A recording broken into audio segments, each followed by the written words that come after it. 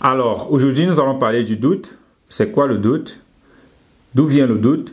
Et comment est-ce que toi, tu peux te débarrasser du doute?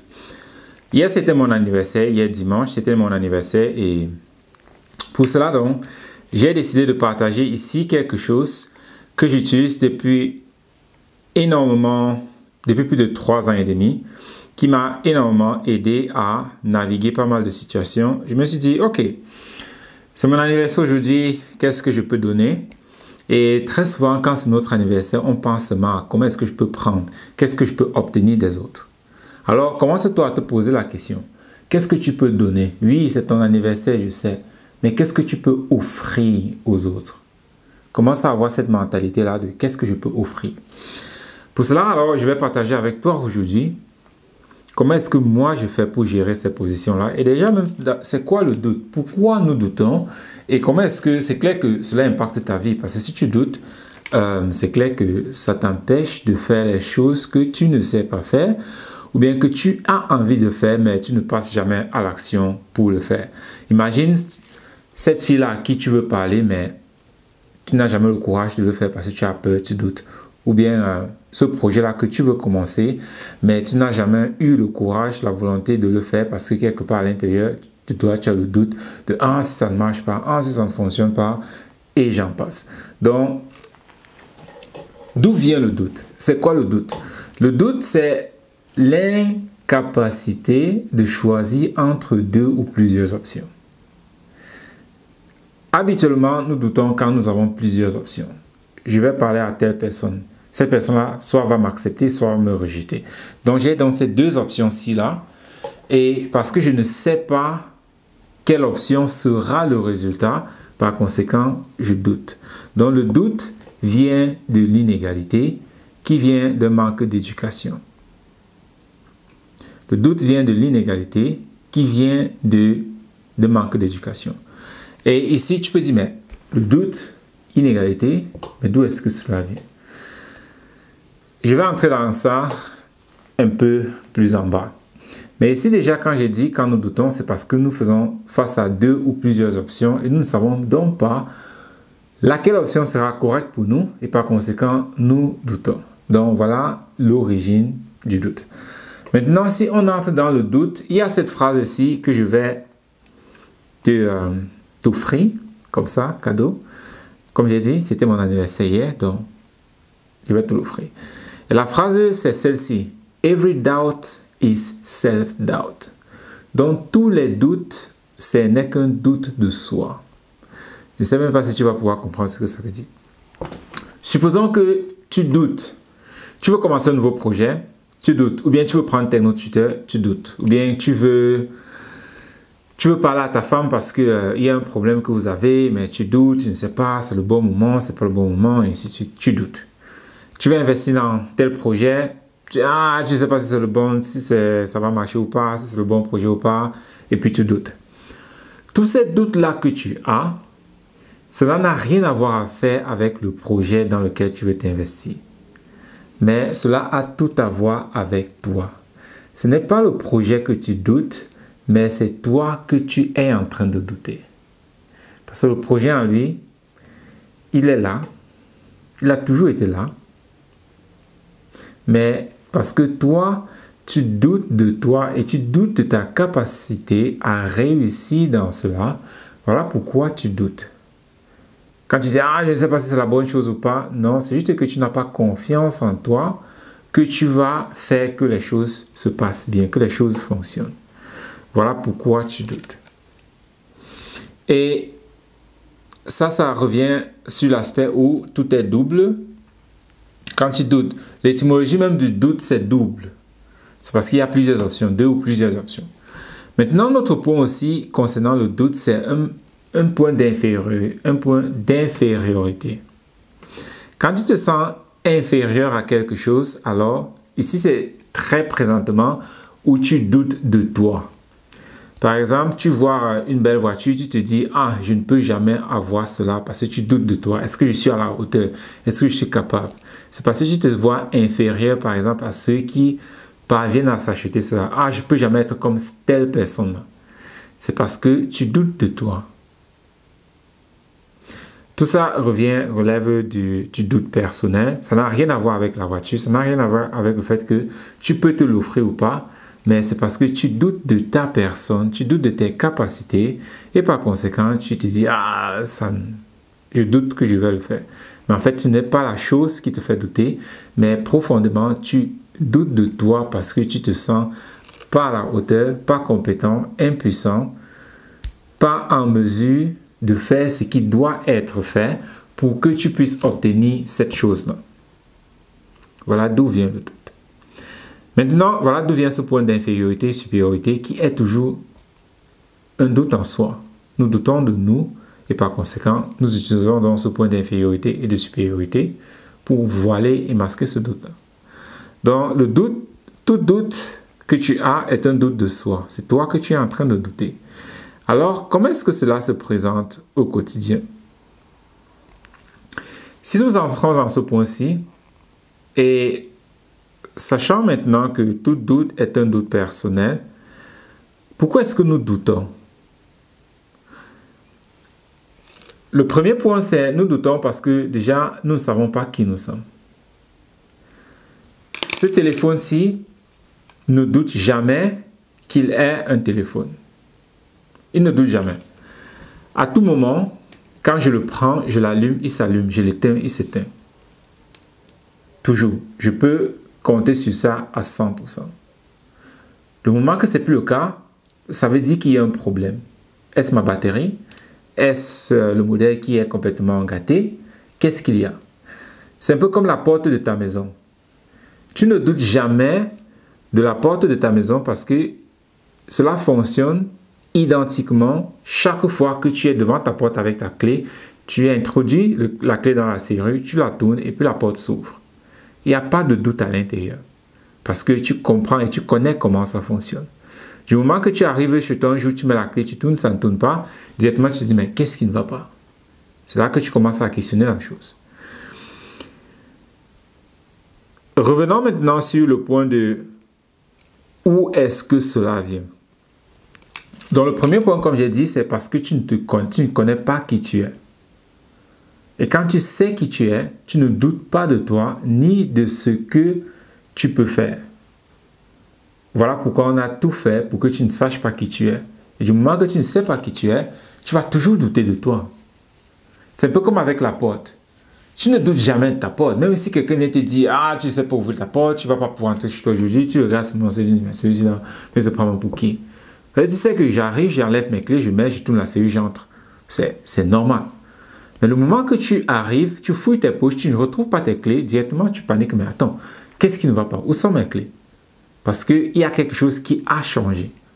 Et c'est pareil avec qui est-ce que nous sommes. Donc déjà, connaître qui est-ce que nous sommes, c'est un facteur clé pour enlever le doute dans notre vie. Parce que quand tu sais qui tu es, tu ne doutes pas de qui est-ce que tu es. Mais parce que tu ne sais pas qui tu es, par conséquent, tu doutes de toi et de ta personne.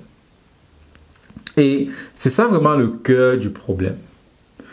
Et je voulais partager un deuxième point, mais je me rends compte que le deuxième point, en fait, il explique plutôt le premier. Et le deuxième point, donc, c'est l'éducation que nous avons reçue. Ceci, comme j'ai dit, je partage vraiment avec toi certaines choses que j'utilise massivement pour avancer, pour travailler sur moi, de telle sorte que les choses parviennent à changer. Si tu regardes mes vidéos, il y a de cela 2 ans, et tu regardes ceux d'aujourd'hui, la différence est énorme. La différence est énorme, que ce soit ma présence, que ce soit ma façon de communiquer, que ce soit la façon dont je me tiens, tout cela est complètement différent. Et ce n'est pas une prétention. Je ne suis pas ici en train de prétendre comme « Oh non, je dois bien me poser, je dois bien parler. » Non, c'est comme ça que je parle au quotidien. Donc, ce n'est pas c'est pas parce que je suis devant la caméra. Et si tu as même remarqué, les vidéos que je fais ici ne sont pas éditées. Je ne les édite pas. J'appuie play, ça commence à jouer. Et quand je finis de parler, j'appuie sur stop. Et puis, je les télécharge. Donc, il n'y a aucun travail qui est fait sur ces vidéos-ci. Rien n'est édité. Donc, tout ce que je dis, c'est juste de ma tête. parce que ce sont les choses que je vis au quotidien, ce que je fais au quotidien, les choses que j'ai déjà eu à travailler dessus sur moi-même. Donc,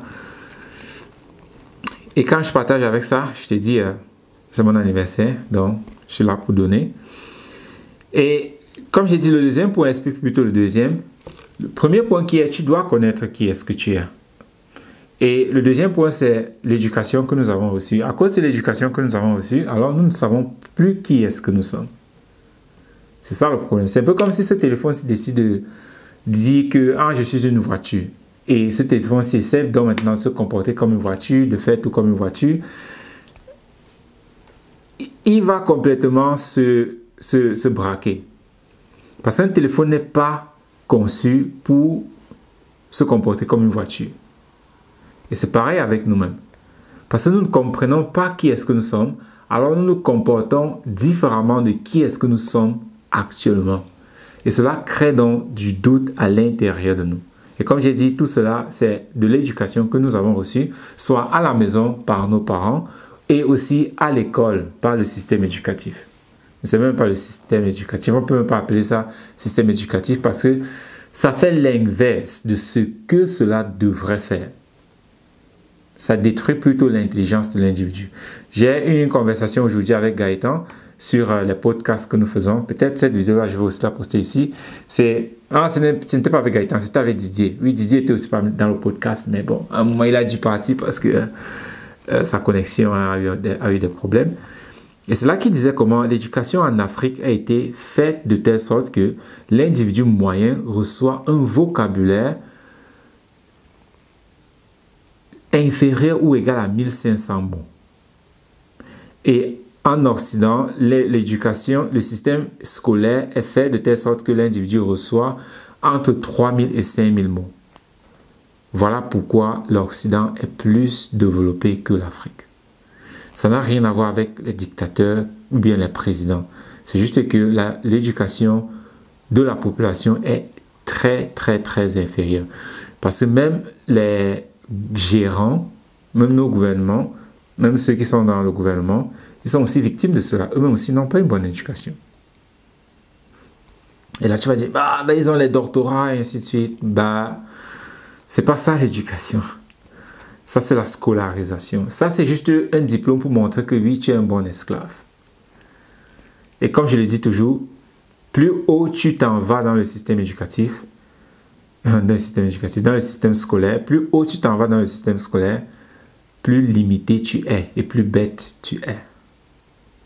Et c'est donc avec Gaëtan qui a partagé un autre point que, en fait, l'école n'est pas là pour t'aider même à développer ces 1500 mots, mais il est plutôt là pour te limiter de telle sorte que tu ne développes que 1500 mots environ.